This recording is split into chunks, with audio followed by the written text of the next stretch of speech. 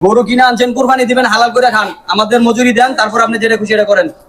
আউল foul কথা কইেন না ভাই, জানতো এখান থেকে টাকা। আচ্ছা ভাই এই জায়গা বাসা কি এটাই? হ্যাঁ হ্যাঁ এই জায়গা বানাই। আল্লাহ, ভাই গরু নিয়ে আইছেন? হ্যাঁ স্যার গরু নিয়ে আইছি দেখেন। ও সমস্যা নেই তো? না না কোনো সমস্যা নাই স্যার, অনেক কষ্ট হয়েছে। দিচ্ছি না ভাই, দিচ্ছি না। স্যার গরু অনেক রাগী গরু স্যার, অনেক কষ্ট হয়ে গেছে আনতে। সুন্দরভাবে নিয়ে আইছি স্যার, সুন্দরভাবে নিয়ে আইছি। আপনি এটা নিয়ে কোনো টেনশন করেন না। আর গরু আপনি কিনছেন যে, গরু খুব ভালো হইছে। থ্যাংক ইউ ভাই। তাড়াতাড়ি করুন।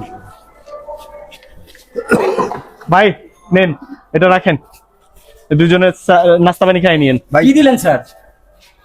কি দিলাম মানে? বর্তমানে বাজারে আপনি এক তো এই নতুন বাজার থেকে গরুটা নিয়েছেন, আপনি 100 টাকা দিতেছেন, এটা কোন বিবেক করলেন? বর্তমানে তো আমরা রাজমিস্ত্রির কাম করলে 800 টাকা হাজিরা দেয়, দুজন মানুষ গেছি। আরে ভাই দুজনে এটা চা পান খাই নেবেন, 100 টাকাতে বেশি দিচ্ছি মনে হচ্ছে। চা পান খাওয়ানোর লাগি আপনার বাসায় আইছি নাকি?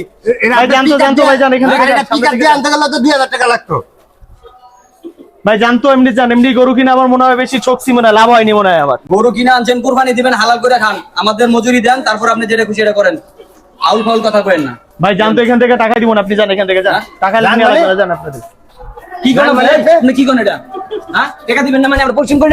টাকা দেন, ফাইজলাম করেন, টাকা দেন, টাকা দেন, আবার ফাইজলাম করেন, টাকা দেন, তাদের টাকা বের করেন। মিয়া ফাইজলামের একটা সীমা আছে মিয়া। এই আইন